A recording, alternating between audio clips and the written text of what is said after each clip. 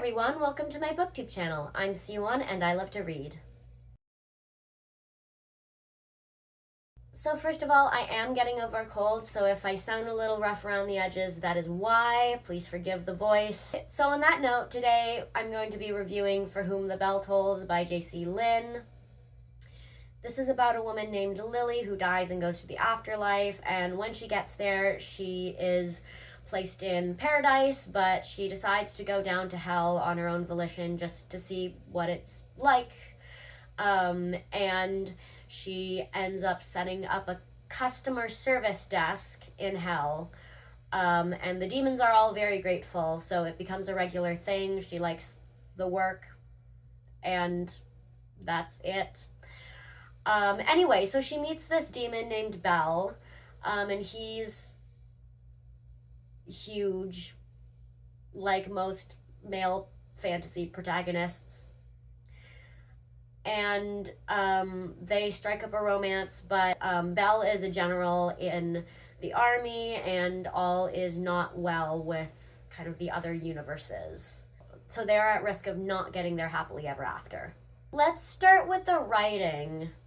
So the writing is very straightforward. It's not particularly descriptive, it's not particularly immersive, and it's a little strange because it is dual POV, but Belle's perspective adds nothing.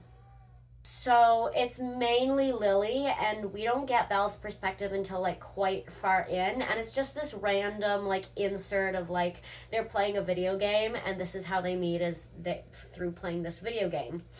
And we get Belle's perspective, and it's just kind of there, and it's like, oh, and I heard her laugh and it was the best thing ever, and I really enjoyed bantering and joking with this unknown woman in the video game.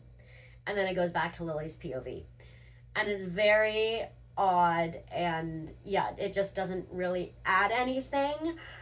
We also meet Belle quite late. There isn't like a meet cute at the beginning of the book. He just kind of shows up and exists there one day when, again, they're playing this video game. And I guess it would make sense if like the romance weren't the focus of the book, maybe, but nothing else is really the focus of the book either. Like, it tries to balance the romantic aspect with this upcoming war with a different universe, but it ultimately fails to explore either of them in really great depth. Lily's and Belle's relationship is insta-love. They're pretty much just immediately smitten with each other.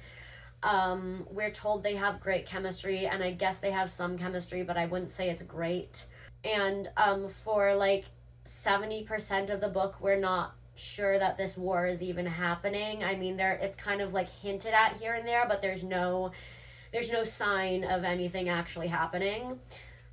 So then the climax where like the fighting so then the climax where the fighting actually takes place is like kind of out of left field. Also, Lily becomes a mother at about like 30-40% through. She adopts a child. I was super not here for that. I hate the pregnancy trope. And this was close enough. I found that, like, I guess I liked the found family aspect, but it really just didn't. The presence of this child character didn't add anything to it for me. It just kind of took away from all the other plot points that the author was trying to develop. So it's not quite sure where it wants to go, what it wants to be. And of course there are books that like balance an external conflict with a little bit of a romantic subplot and like other threads very well. This just happens to not be one of those books. As for the characters, Belle is admittedly very sweet. He's, as I said, described as being massive, because that's how male fantasy protagonists are. I can't really describe him beyond he's sweet. He goes to battle and he's good at what he does, I guess, because they win the war. And he comes home and he survives, and we're happy about that, I guess. Lily is mainly like her two defining characteristics are she's a smartass and she's horny. And she wants to be a mother really badly. So like when she adopts this kid, whose name I won't tell you because I don't frankly remember. I actually had to go look up all the names of the characters before filming this because I completely forgot. Anyway, when she adopts this kid, she's like really happy. So I guess that's another of her defining characteristics. She's kind of just every female fantasy protagonist you've ever read. She's supposed to be like really quick-witted and smart and sassy, but with hidden depths and stuff. And the book didn't do too badly of showing us these supposed hidden depths, but they weren't exactly like they didn't really like tug at my heartstrings. They didn't make me feel for the character. They didn't make me like the character anymore. And overall, I just found her quite repetitive and boring. Her whole thing is that she worked in customer service when she was alive. So now when she works at the customer service desk in hell, she actually gets to talk back to people and like sometimes beat them up. And that's like really exciting for her. And I really don't know what to say about that other than I guess good for her. In the end, we get a happily ever after and everyone survives and it's all good. Lily doesn't really form any close bonds with any female characters. I mean, she finds friendships with other female characters, but they kind of revolve around looking hot and making their significant others horny. Like, that's kind of the whole friendship. Like, she strikes up a friendship with, like, Persephone.